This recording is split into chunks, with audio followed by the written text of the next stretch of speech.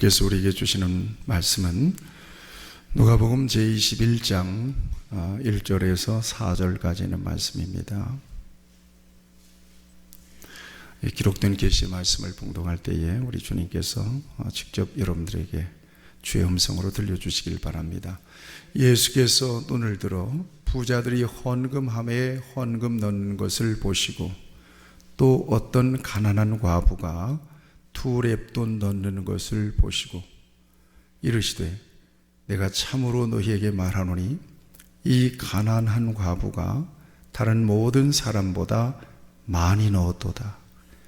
저들은 그 풍족한 중에서 헌금을 하였거니와 이 과부는 그 가난한 중에서 자기가 가지고 있는 생활비 전부를 넣었느니라 하시니라. 아멘. 축복합니다. 축복합니다.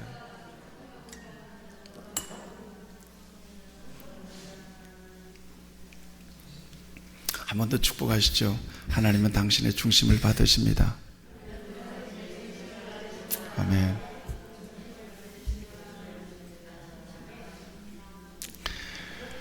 하나님이 보시는 것은 어떤 걸까? 오늘 저와 여러분들이 집중하면서 오늘 이 말씀을 좀 내게 주신 말씀으로 받으실 수 있게 되기를 바랍니다. 주님이 진정 보시는 것, 주님이 진정 보기를 원하시는 것은 뭘까? 학교는 실력으로 들어갔죠. 그래서 열심히 공부합니다. 회사는요, 실력도 보고 스펙도 보고, 회사는 외모도 봅니다. 외모도.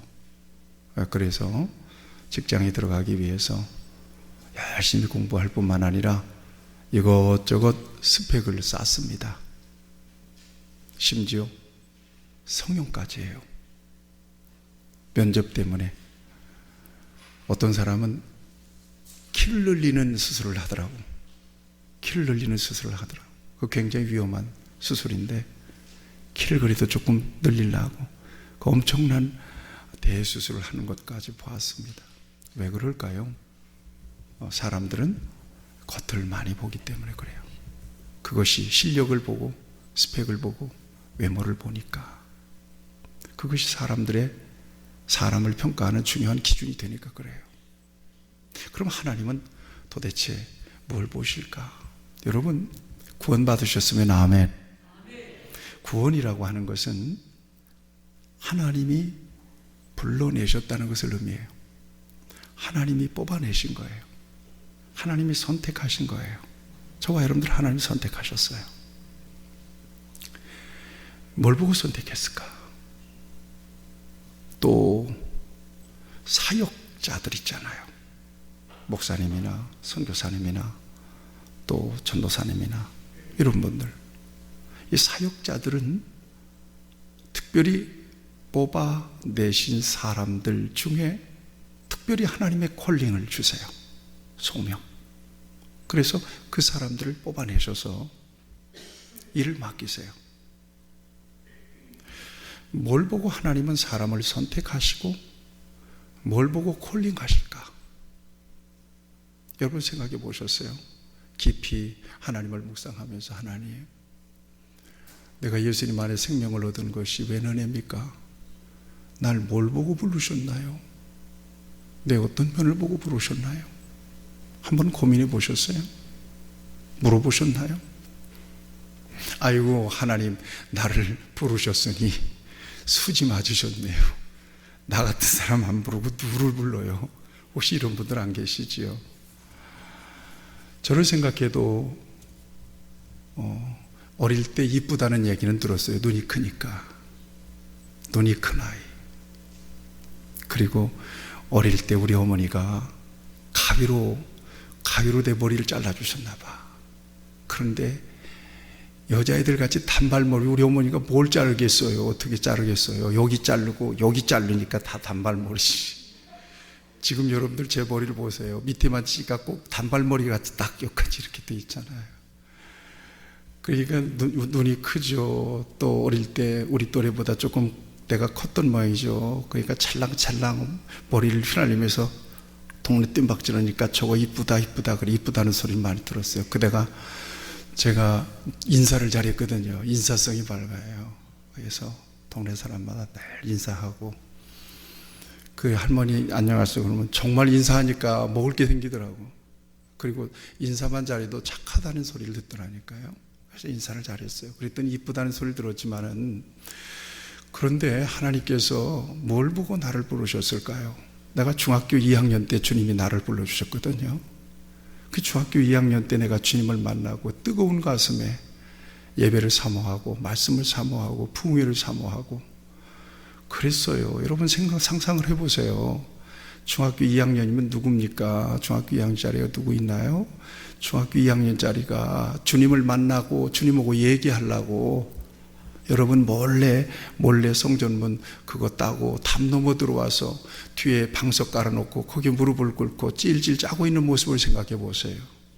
그게 나였다니까요. 그렇게 만나 주셨다니까요, 나를. 그리고는 하나님께서 세상 밖으로 나가지 못하게 나를 일찍이 소명을 주셨어요. 나를 불러주셨어요. 그래서 저는 세상에 나가서, 물론 어릴 때 꿈은 직업군인이 꿈일 때도 있었어요. 우리 어머니가 너 뭐 될래 그러면 나 군인 될래요 그래요. 군인이 그렇게 멋있었고, 그래서 군인 돼가지고 군인 되면 돈 많이 버는 줄 알았어요. 그래가지고 우리 집터에다가 3층짜리 양옥, 그때는 양옥집이 없었거든요. 다 초가집, 기와집, 쓰레트집 그랬는데 양옥집이 그렇게 부럽더라고. 난 3층짜리 양옥집을 지어서 거기 다 우리 어머니랑 아버지랑 형제들 다 몰려 살면 좋겠다, 그런 상상을 했었어요. 그런데 하나님께서는 완전히 꿈을 바꾸셨어요. 중학교 2학년 때 은혜에 미치고 정말 제 청년 시절을 완전히 하나님께 미치도록 살았거든요. 완전히 맛이 갔거든요. 그렇게 하시더니 하나님 나를 불러서 세상에 돈 버는 일과는 전혀 상관없는 일을 하게 하셨어요. 여러분 보시기에 뭘 보고 하나님은 나를 불러서 구원하셨을까요? 뭘 보고 하나님은 나를 콜링하셨을까요? 내가 말을 잘합니까? 많이 배우기를 했습니까? 똑똑하기를 한. 여러분 개그맨들을 보면요, 얼마나 말을 그렇게 잘하는지, 그렇게 말을 잘하는 게 부러울 수가 없어요. 저는 말을 전달 못해요. 전달하는 게 우둔해요. 그래서 설교도 내 속에서 나온 설교를 해야지, 옛날에 했던 설교 못 써요. 제가 남이 했던 설교를 못 써요. 전달력이 부족하니까. 뭘 보고 하나님 나를 부르셨을까? 여러분 저뿐이겠어요? 여러분들도 마찬가지죠. 뭘 보고 여러분들을 부르셨을까요? 하나님이 부르시고 선택하시고 부르시는 것이 구원이라면, 학교는 실력 보고 선택하고 회사는 실력 보고 능력 보고 스펙 보고 외모까지 보고 선택을 하는데, 하나님의 선택인 구원, 가장 세 사람과 비교할 수 없는 그 선택이 저와 여러분들을 위한 구원의 선택인데, 그 구원의 선택은 뭘 보고 선택하셨을까요?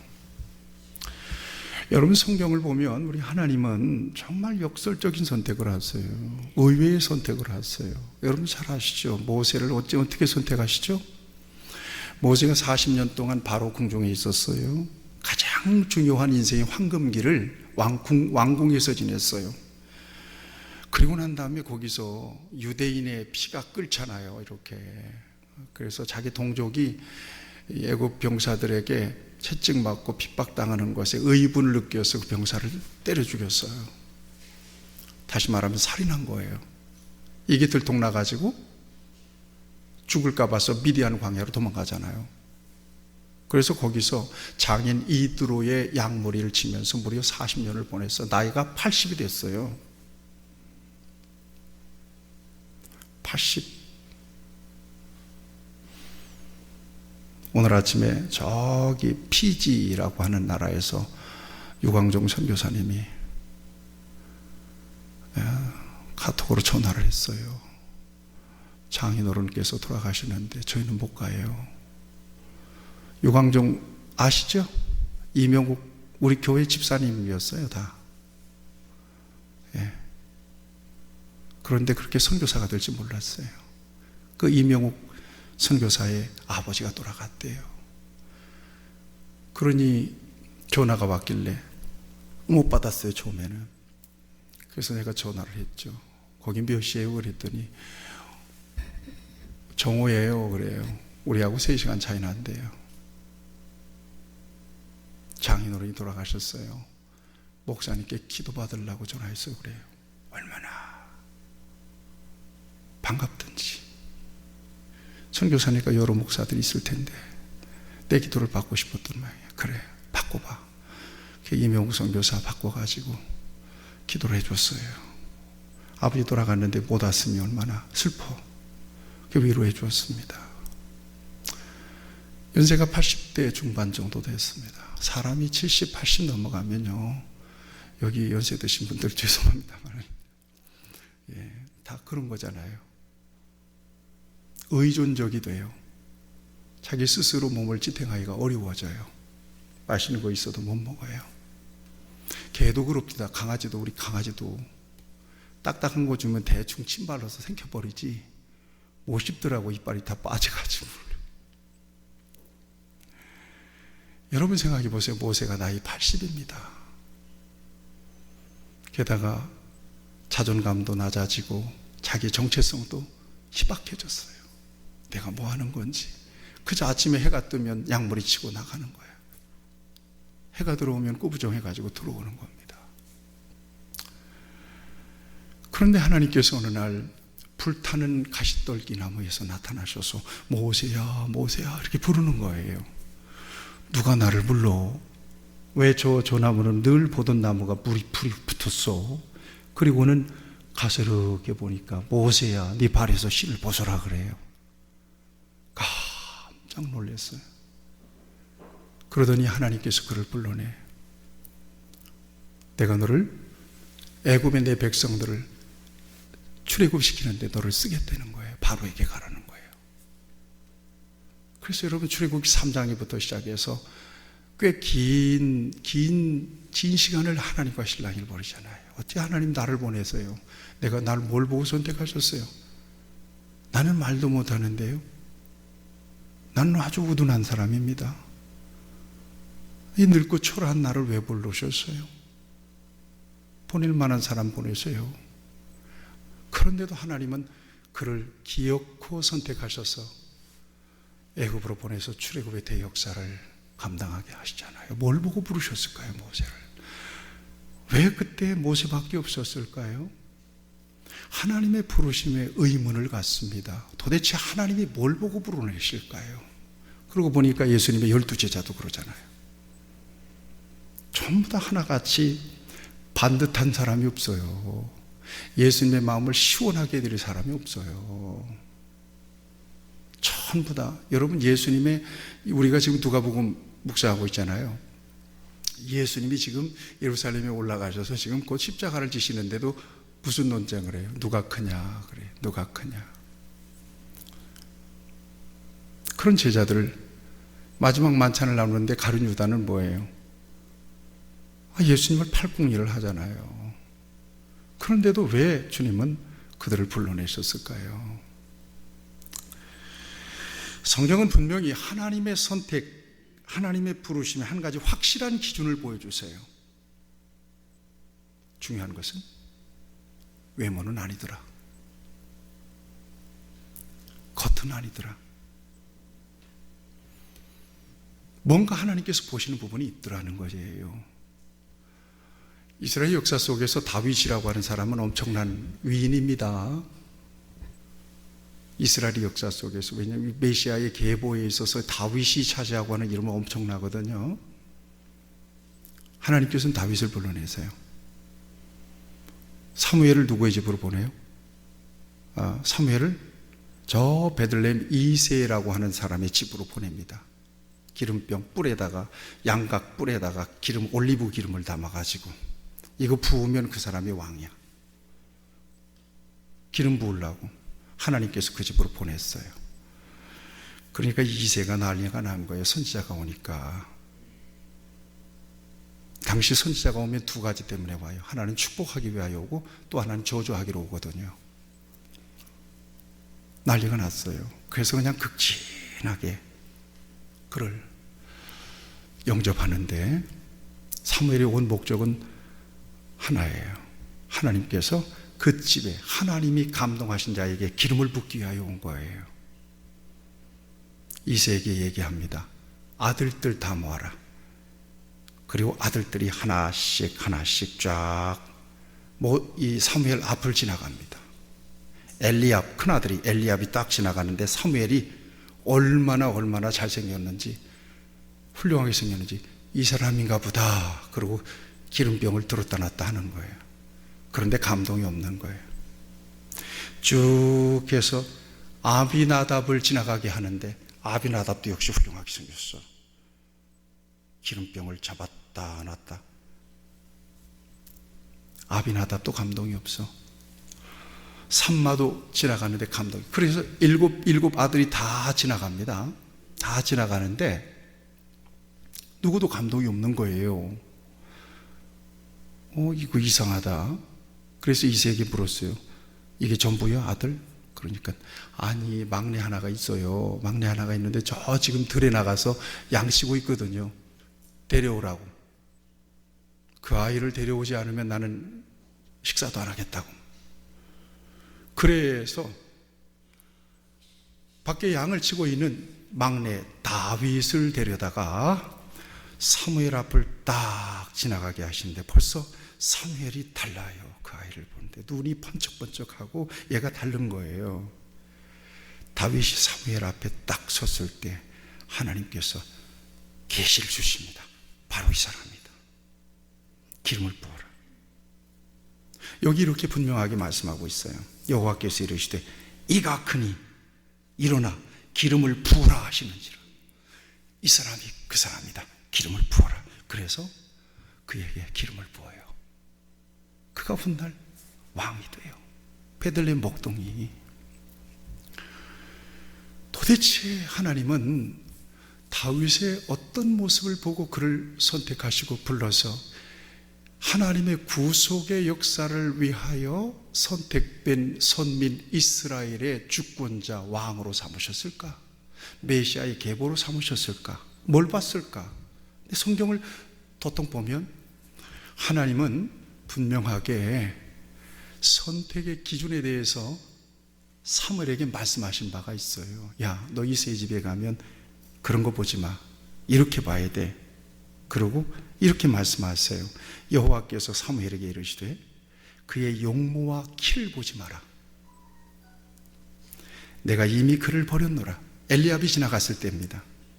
내가 보는 것은 사람과 같지 않다. 사람은 외모로 보거니와 여호와는 뭘 본다고요? 중심을 보시느니라. 같이 할까요? 사람은 외모를 보지만 하나님은 중심을 보십니다. 하나님은 뭘 본다고요? 중심을 보시더라는 거예요. 그러면 생각해 보세요. 다윗을 선택하셨다? 그 중심을 보시고 선택하신 거네요? 그러면 다윗의 중심에 뭐가 있었을까요, 도대체? 다윗이 기록해 놓은 여러 성경들을 종합해서 볼 때 다윗에게 믿음이 있었는데 어떤 믿음이냐? 그 믿음이 하나님의 주권에 대한 믿음이 다윗에게 굉장히 강했어요. 하나님의 주권이에요. 하나님이 일하신다. 하나님이 주인이시다. 하나님이 왕이다. 하나님이 살리고 하나님이 죽인다. 하나님의 주권 신앙이 다윗에게는 충만했습니다. 여호와는 나의 목자시니 내가 부족함이 없으리로다. 나의 힘이 되신 여호와여, 내가 주님을 사랑합니다. 하나님께 대한 믿음이에요. 저와 여러분들이 아시다시피 하나님이 가장 좋아하시는 것이 뭐예요? 믿음이죠. 믿음이죠. 믿음이 없이는 하나님을 기쁘시게 할 수 없나니. 아멘. 믿음이에요. 그 믿음, 그 중심을 하나님이 보셨던 것입니다. 여러분, 저와 여러분들을 하나님께서 불러내신 것은 특별하신 은혜예요. 저는 이것을 은총의 부르심, 같이 할까요? 은총의 부르심, 은혜의 부르심이에요. 적어도 겉을 보고는 하나님이 저와 여러분들을 부르지 않으셨어요. 그래서 사도 바울도 고린도 후서에 보면 그런 고백을 해요. 형제들아, 너희를 부르심을 보라. 육체를 따라 지혜로운 자가 많지 않으며 능한 자가 많지 아니하며 문벌 좋은 자가 많지 아니하도다. 그러나 하나님께서 세상에 미련한 것들을 택하사 지혜 있는 자들을 부끄럽게 하려 하시고, 미련한 것들을 택하셔서 지혜 있는 자들을 부끄럽게 하려 하시고, 세상에 약한 것들을 택하사 강한 것들을 부끄럽게 하려 하시며, 하나님께서 세상에 천한 것들과 멸시받는 것들과 없는 것들을 택하사 있는 것들을 폐하려 하시나니. 이는, 이유에 왜 그렇게 하나님은 하시냐? 이는 아무 육체도 하나님 앞에서 자랑하지 못하게 하려 함이라 그랬습니다.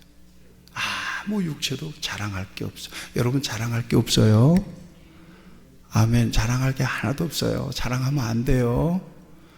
여러분 자랑하는 그 자랑 때문에, 여러분들 자랑거리 때문에 불러내신 거 아니에요. 여러분들이 약하기 때문에, 무지하기 때문에, 가난하기 때문에 하나님 오히려 불러내셔서 예수 안에서 여러분들을 부요하게 하시고, 아멘, 부하고 지혜롭고 권력 잡은 자들을 부끄럽게 하려 하시고 위하여 저와 여러분들을 불러내신 거예요. 이걸 은혜의 부르심이라고 그래요. 아멘. 은혜 아니면 살아갈 수가 없네. 호흡마저도 다 주님의 것이다. 그러니까 예수님을 제대로 만나면 자기 잘났다고 자랑하는 게 그렇게 민망해 보여요. 민망해 보여요. 그거 참 별거 아니거든요. 제가 주로 장례식 얘기 주로 많이 하는데, 여러분 장례식을 가보세요. 자랑할 거 아무것도 없어요. 다 벗고 가잖아요. 다 놓고 가잖아요.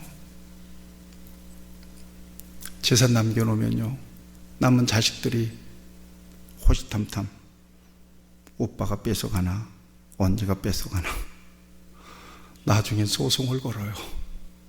쌈박질 난단 말이에요. 우리 확신 가지고 이렇게 고백합시다. 믿음만 남는다. 아멘.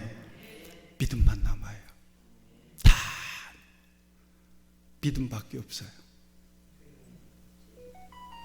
여러분 어디 봅시다. 외모도 여러분들이 몇 년 전 사진 이렇게 한번 굴러봤어요. 제가 얼마 전에 딸이 나한테 보내줘서 봤더니, 우리 사모가 이때만 해도 얼굴이 평평하고 이뻤네. 이렇게 기대고 찍은 아내의 사진을 보니까, 그때만 해도 이뻤어요. 이게 몇 년 전입니다. 언제냐면은 우리 아들 면회한다고 백령도에 갔을 때 찍은 사진입니다. 그러고 보니까 몇 년 됐네요. 네. 여러분 생각해 보세요. 이게 몇 년 만에 사진으로 보면 거짓말 못해요. 사진으로 딱 보면 나타나요. 몇 년 만에 우리의 외모가 그렇게 빨리빨리 급속도로 달라지는 거예요. 그러면 우리는 안 달라지려고 어떻게 해요?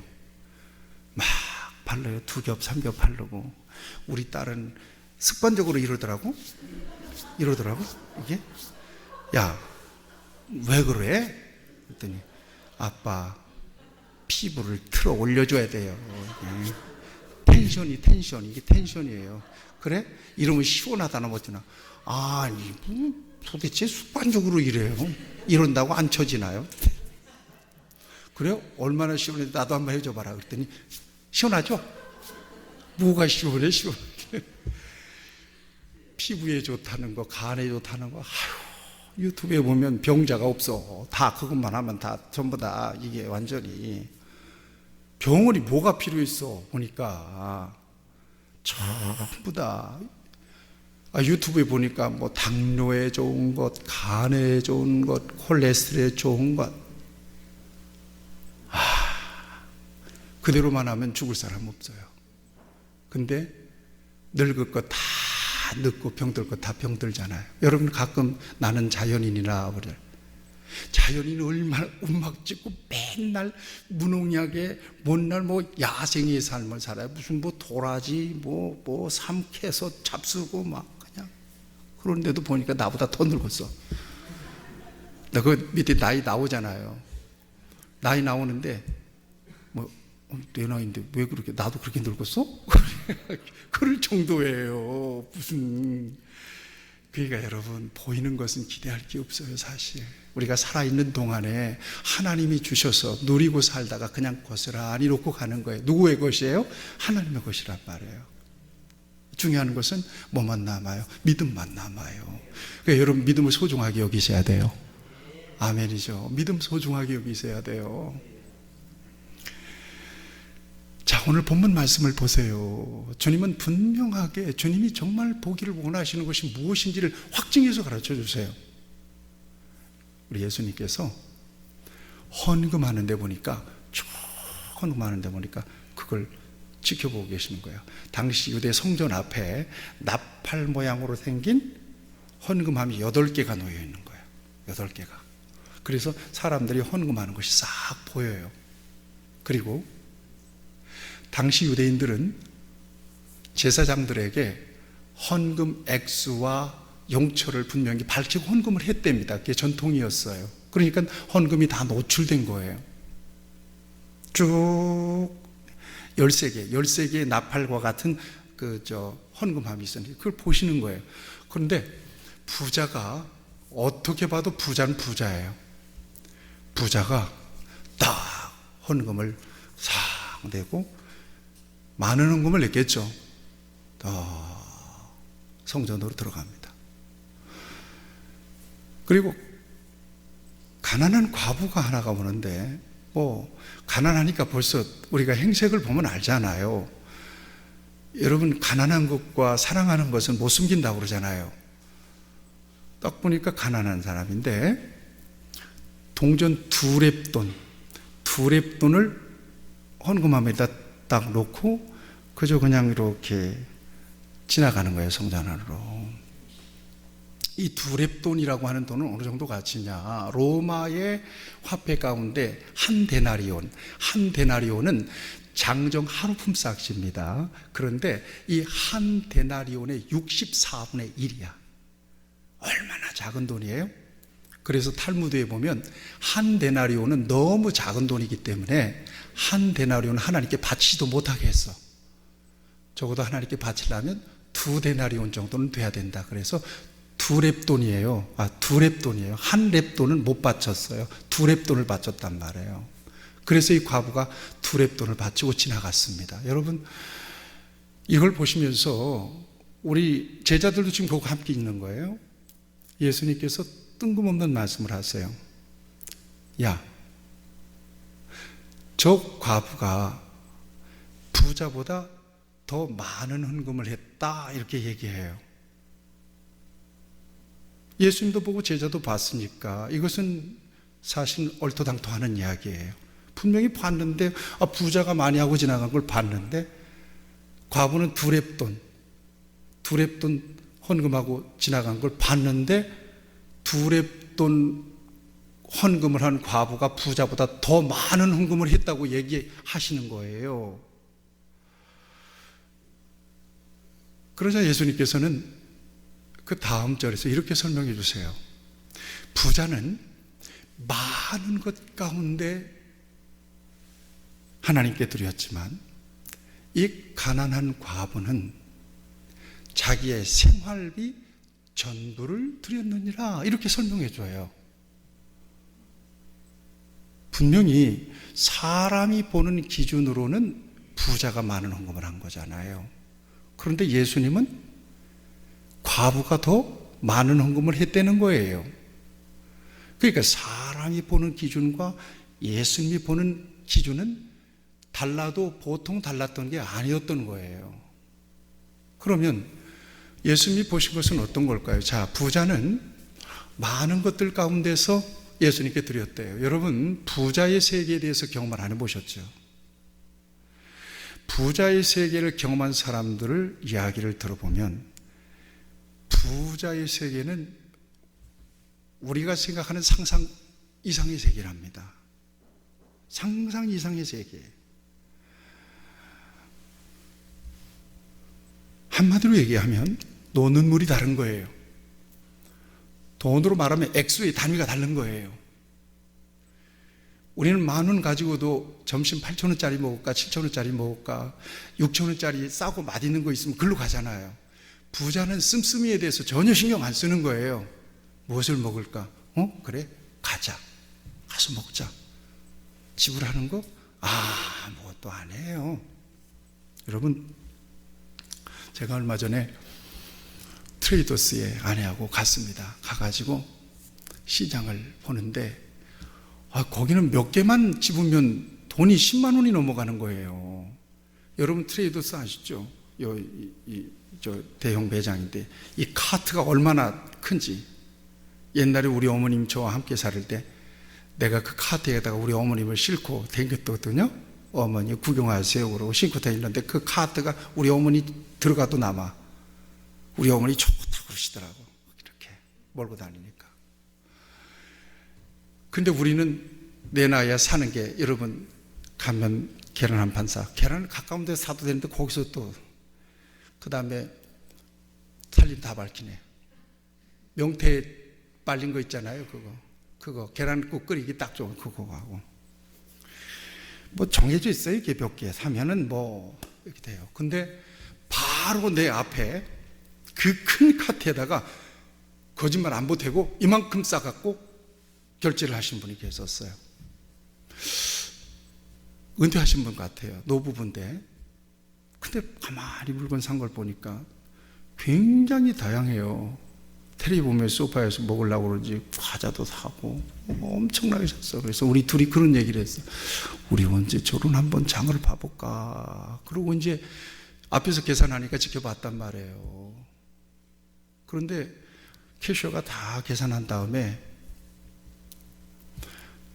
딱 화면을 보니까 70만 원이야.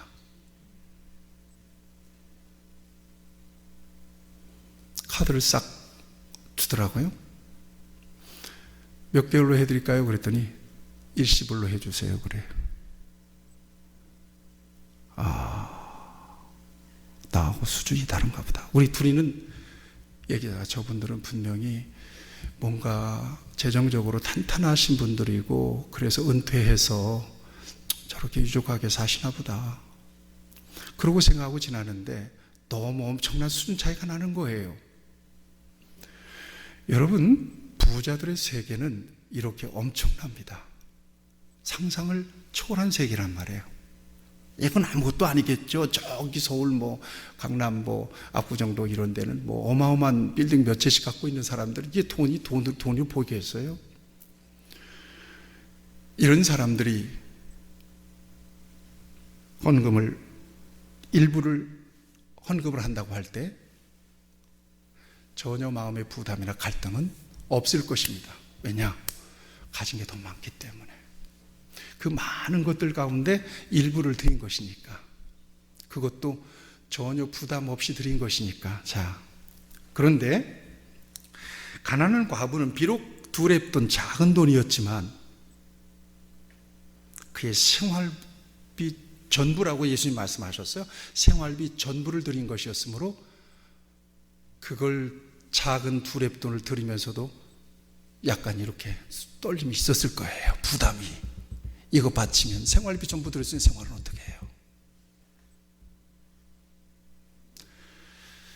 이런 차원에서 과부가 부자가 많은 돈을 드릴 때 그 마음이 실리는 무게감을 한번 여러분들이 저울로 한번 달아볼 필요가 있는 거예요. 그 중심의 무게감,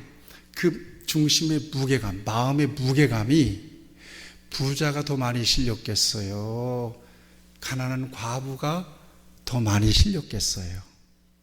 당연히 과부가 많이 실렸겠잖아요. 그렇죠? 바로 예수님은 그걸 보셨다는 거예요. 그걸 보셨다는 거예요.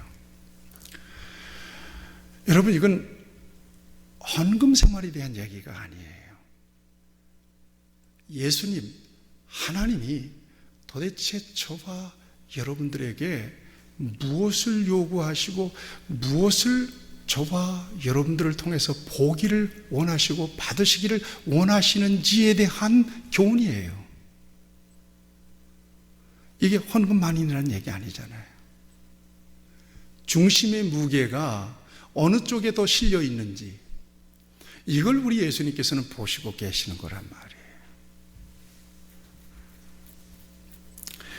저희 시골 교회 떠나온 지 오래됐습니다만은 아직도 교회 장로님으로 섬기고 있는 권혁길 장로님이라고 계셔요. 이제 우리 형하고 같은 또래니까 내가 형 그랬어요. 그랬는데 내가 신학교 들어가니까 이 형이 깍듯하게 전도사님이라고 호칭을 해주더라고요. 저도 역시 집사님이라고 그랬어요. 근데 제가 고등학교 때인가요, 이 형이 우리 동네에 우리 집에서 뻔히 보이는 저쪽 그 야산 그쪽에 좀 평지를 샀는지 빌렸는지 모르겠어요. 거기다가 우사를 짓고 혼자 젖소를 몇 마리 길렀어요. 그러면서 우리 교회를 출석했어요. 예배, 단예배도 나오고 수예배도 나오고 꽤 믿음이 있어 보였어요. 근데 잘 됐어요. 근데 어느 날 젖소 한 마리가 시름시름 앓더니 이 형이 해병대 나왔는데 군대 제대하고 그쪽으로 바로 왔으니까 아주 젊을 때죠. 시름시름 앓더니 이 젖소 한 마리가 죽었어요. 젖소 한 마리가 죽어가지고 이 형이 펑펑 젖소를 잡고 울면서 교회에 신방 요청을 했습니다. 그래서 저도 가고 장로님들 몇이 이렇게 갔는데 예배를 드렸습니다. 젖소 한 마리 죽어가지고 예배를 드리는데 얼마나 젖소가 죽어서 얼마나 애지중지하면서 길렀겠어요. 죽으니까 펑펑 이 형이 펑펑 우는 거예요. 그러다가 젖소를 다 팔아버리고 뭘 시작하는 거예요? 유구를 기르기 시작했어요.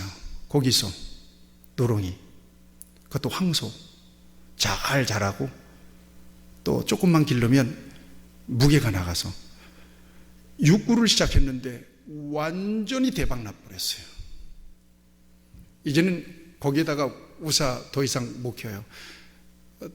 우리 동네 다른 쪽에 더 넓은 밭대기 하나를 큰 걸 사서 우사를 몇 동 짓고는 거기다가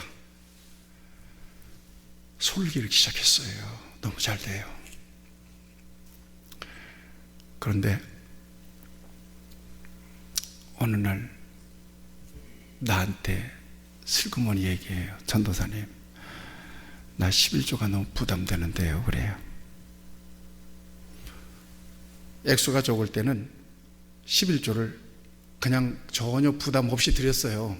그런데 소 한 마리, 유구 한 마리, 유구가 보통 한번 출하를 하게 되면 뭐 10마리, 20마리가 나가버리니까 여기에서 11조를 떼서 하나님 앞에 바친다는 것에 대해서 굉장히 마음에 부담이 생겨서 나한테 그렇게 얘기했던 거예요. 누구한테도 얘기 못하고. 근데 저는 그때 신학교 1학년 때인가 2학년 때였거든요. 얼마나 충만했겠어요, 제가. 권 집사님 젖소 한 마리 죽었을 때 나 그 자리에 있었어요. 내가 무슨 담대함으로 그런 얘기를 했나 몰라요. 권 집사님, 이 소 누구의 것이에요? 이거 누구의 것이에요? 그랬더니 하나님 것이라는 거예요. 하나님의 것을 권 집사님에게 맡겨주시고 그 중에 10분의 1만 구별해서 이것이 하나님의 것이라고 하는 사실을 인정하고 살라는데 그것도 아까워서 떨려서 못합니까? 그랬어요. 그랬는데 그때 신학생인 내 얘기에 은혜를 받아버렸습니다. 그래서 착실히 그 시골 교회에서 그 정도의 11조를 하는 그런 사람은 없거든요. 그러더니 어떤 일이 일어나느냐, 장가를 간대요. 그런데 어떤 사람하고 장가를 가느냐, 최고로 예수 잘 믿는 이쁜 사람을 만나서 장가를 가더라고요. 그리고 아들 둘을 낳습니다. 어느 정도로 믿음이 좋냐? 내가 신학교 때 이 얘기를 할게요. 우리 집에 주일이면 왔다가 가잖아요. 신학교 1학년 때였군요. 내가 2학년 때는 사역을 나갔으니까 집을 못 왔죠. 1학년 때 와서 이제 시내버스를 타려고 이제 정류장으로 가는데 저 뒤쪽에서 전도사님, 전도사님 하고 부르면서 누가 따라와. 그래서 봤더니 권혁길 집사님의 부인이야. 막 헐떡거리면서 오더니 나한테 노란 봉투를 하나 줘요. 이걸 갖고 가서 책도 사보고 전도사님 식사도 하세요. 잊을 수가 없어요. 그러면 세월이 지나고 난 뒤에 지금은 어떠느냐? 교회의 중심일 뿐만 아니라 그 면 소재지의 중심이에요. 이분이 유지예요. 이분을 모르는 사람이 없어요. 면 소재지에 나가면 전부 다 권혁길 장로님이 됐고요. 그 부인은 권사님이 됐고요. 하나님께서 이렇게 은혜를 주시고 복을 부어 주시더라 하는 것입니다.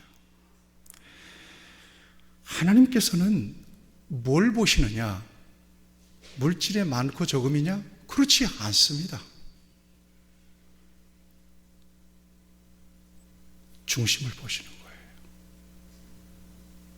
네 물질이 있는 곳에 네 마음이 있는 거지요.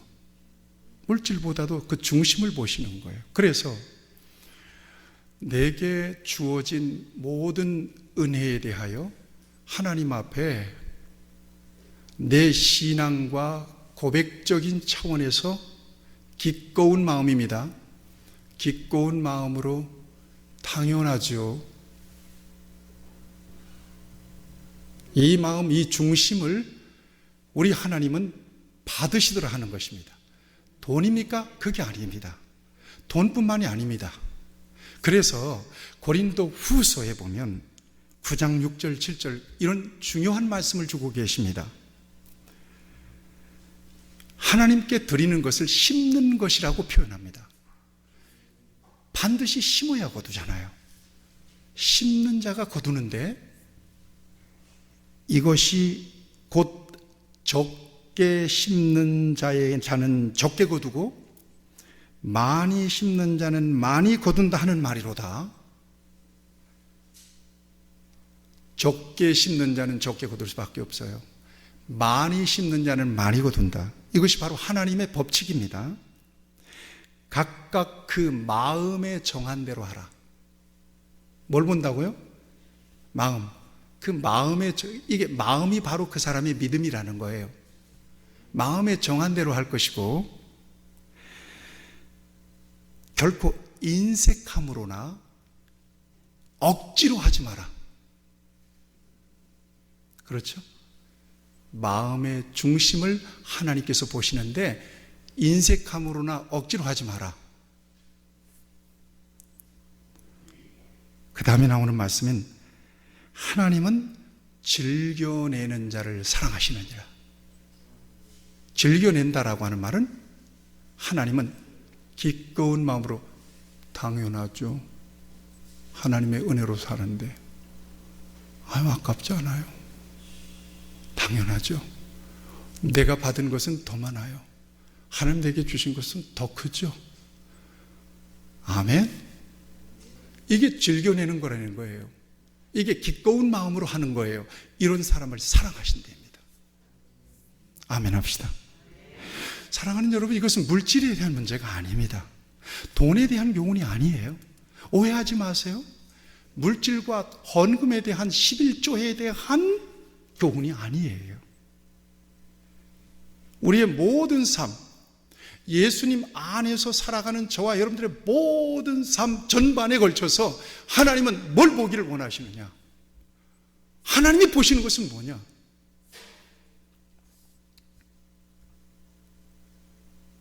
중심이 되는 거예요. 예배도 그래요. 예배도 1시간 하나님 앞에 드리잖아요. 하나님, 내가 여기 올라와서 하나님 앞에, 하나님 나 예배자죠. 나 예배를 하나님 앞에 드려요. 하나님 나 예배를 받아주세요. 또 나 예배를 드릴 때 하나님께서 내게 감동을 주세요. 은혜를 주세요. 그리고 기도하죠. 여러분들도 여러분들 예배지만 나는 예배 진행자가 아니라 나 예배자로 여러분 앞에 서 있거든. 나 예배 받아주세요. 하나님, 내가 예배를 통해서 임재를 느낄 수 있게 해주세요. 그리고 하나님 앞에, 여러분이 1시간만 예배는 아니잖아요. 거룩한 주일을 준비하는 그 순간, 예배에 대해서 의식을 갖는 그 순간부터 우리는 예배해요. 성전을 향하여 오는 발걸음 그 순간도 예배예요. 하나님이 이미 그 중심에 노출되어 있는 거예요. 아유, 벌써 일요일 되게 빨리 오네.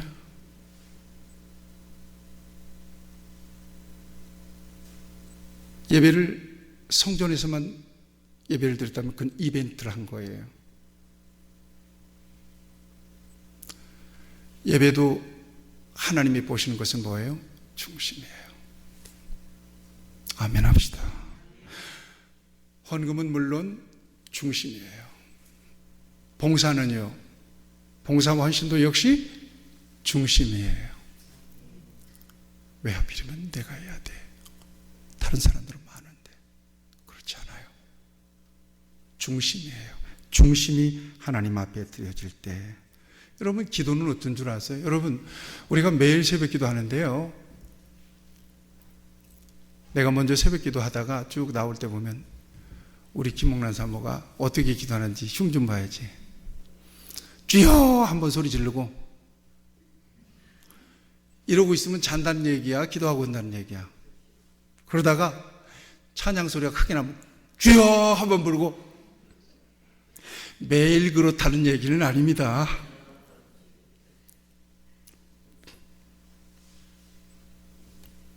뭐라고 꿍얼거리다가 주여! 벌써 여러분 기도하고 있는지 자고 있는지 얼굴 근육을 보면 알 수 있어요. 여러분들도 마찬가지. 눈은 텐션이 없어지거든요. 조는 사람은 텐션이 없어져. 어떻게 조냐? 이러면 조는 거예요. 근데 약간 이마에 주름이 지면서 이런 뭔가를 하고 있는 건데 이건 자고 있는 거야. 틀림없어. 그런데 우리 아내는, 이게 사모라 그런지 몰라도 아무리 피곤해도 어떤 때는 새벽 기도 안 깨고 싶어요. 좀 더 자. 사모니가 좀 잘 수도 있잖아요. 그런데 내가 알아요. 새벽 기도를 안 나가면 더 피곤해. 그래서 힘들어도 깨워. 그래서 같이 나가. 여러분, 기도하는 시간에 그 새벽에 나와서 추운데 방석하고 앉았다가 몇 마디 하면 나도 졸립디다. 앞에서 보면 나도 모르게 그냥 졸도하는 순간이 오더라고요. 졸도하는 순간이. 여러분, 그렇다고 꼭 내가 하나님 앞에서 하나님 아버지, 하나님께서 나의 기도를 들으시고 이렇게만 기도해야 하나님께서는 들으시나요? 나의 입술의 모든 말과 나의 마음의 묵상이 주께 연락되기를 원하네. 나의 마음의 묵상이 하나님 앞에 연락된다는 거예요. 기도를 향하여, 성전을 향하여 나오는 그 마음, 그 중심은 이미 하나님이 받으셨어. 요즘 제가 앞에서 기도해요. 뒤에서 쭈그리고 앉았더니 무릎이고 허리고 다 고장났어요. 그래가지고는 지금 우리 노건사님 있는데 그 앉아가지고는 다리 꽁꽁 묶고는 가만히 앉았었더니 그렇게 편할 수가 없어요. 왜 진적이 이렇게 기도할 것을. 근데 오래 앉아있을 수가 있어. 오래 앉아있으니까 여러분들의 얼굴이 다 떠올라요. 다 하나님 앞에 기도해요. 끝. 내가 기도했으면 하나님이 일하신다. 그 마음, 그 믿음 가지고 있는 거예요. 사랑하는 여러분, 하나님이 진정으로 받으시기를 원하시고 보기를 원하시는 것은 뭐냐? 그 중심의 고백입니다. 코람데오 같이 합시다. 코람데오. 이 코람데오라고 하는 말이 있어요. 여러분들이 잘 아실 겁니다. 코람데오 라틴어예요. 코람이라고 하는 말은 앞에서, 면전에서라고 하는 말이에요. 데오라고 하는 말은 데우스라는 말이에요. 하나님이라는, 하나님의 면전에서. 주로 종교개혁자들이 코람데오 했다는 거예요. 스위스 제네바에서 종교개혁을 일으켰던 요한 칼빈, 언제나 그의 인생의 목표가 코람데오였어요. 정말 우리가 코람데오 한다면 그럴 수 있어요. 정말 코람데오 하면서 하나님 앞에 예배한다면 그걸 예배 드릴 수 있어요. 코람데오 하시는 하나님 면전 앞에서 내가 나의 것을, 하나님의 것을 구별한다면 내가 그럴 수 있는 거예요. 코람데오 앞에서 내가 봉사하고, 코람데오 앞에서 전도하고, 코람데오 앞에서 헌신하는 것. 여러분, 코람데오 한다면 저와 여러분들은 정말 함부로 하나님 앞에서 살 수가 없는 사람들입니다. 왜냐? 우리의 중심이 하나님 앞에 노출되어 있기 때문에 그렇습니다. 사랑하는 여러분, 저는 사무엘상 2장 3절 말씀으로 오늘 말씀을 맺으려고 합니다. 여호와는 지식의 하나님이시라 행동을 달아보시느니라. 기도하십시다. 하나님 말씀 의지하면서 여호와 하나님은 지식의 하나님이시라 우리의 행동, 우리의 마음, 우리의 중심을 달아보시느니라 말씀하세요. 사랑하는 여러분, 우리가 뭘 드릴 수 있겠어요? 하나님께서 내게 주시는 은혜를 따라 학교도 회사도 여러 가지를 보고 선택하는데 하나님은 나 같은 것을 불러내셔서 구원하셨어요. 너 그러고 선택해서 뽑아놓으셨어요. 그리고 하나님은 저와 여러분들 같은 사람들을 불러서 교회의 크고 작은 일들을 맡기세요. 저와 여러분들에게 물질도 맡겨주세요. 하나님이 진정 받기를 원하시고 보기를 원하시는 것은 무엇일까요? 여호와는 지식의 하나님이시라 행동을 달아보시느니라. 중심에 이 말씀을 의지해서 하나님 앞에 다짐하서 하나님 앞에서 진정으로 눈 가리고 아웅하며 살지 않기를 원합니다. 중심으로 하나님 앞에 최선을 다할 수 있기를 바랍니다. 아멘.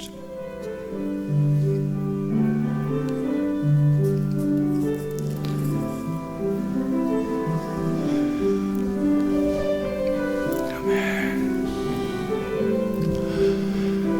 사랑의 하나님 아버지, 하나님께서 오늘 우리에게 정말 필요한 은혜의 말씀을 주신 것을 감사합니다. 때때로 하나님을 의식하지 못하고 살 때가 있었으며 나는 나름대로 최선을 다하고 있다고 착각하며 살 때도 있었습니다. 이만하면 됐다라고 스스로 자위하면서 살 때도 있었습니다. 코람데오, 하나님 앞에서 정말 그 모습이, 하나님 앞에서 정말 이 모습이 하나님이 보시기에 하나님의 마음에 합한 모습일지 오늘 귀한 말씀을 통해서 우리에게 도전해 주십니다. 귀 있는 자가 듣기를 원하며 하나님께서 우리 빈내리 교회의 성도들은 진정으로 하나님의 임재의식, 코람데오 의식으로 지식을 하나님이 우리의 행동을 달아보시느니라. 하나님은 우리의 모든 삶, 우리의 마음, 우리의 행동을 달아보시는 하나님이신 것을 우리가 기억하면서 하나님 앞에서 부족함이 없는 모습, 미달됨이 없는 모습으로 영광과 기쁨이 되는 우리 모두가 되게 하여 주시옵소서. 예수님의 이름으로 기도하옵나이다. 아멘.